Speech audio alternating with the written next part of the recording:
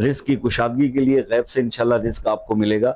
تو آپ نے صرف کرنا یہ ہے کہ نماز فجر، صلاۃ فجر کے بعد یا صلاۃ عشاء کے بعد، یعنی عشاء کی نماز یا فجر کی نماز، ان دو ٹائموں میں آپ کر سکتے ہیں، مگر جس ٹائم پہ بھی شروع کیجیے گا پھر اسی ٹائم کو رکھیے گا۔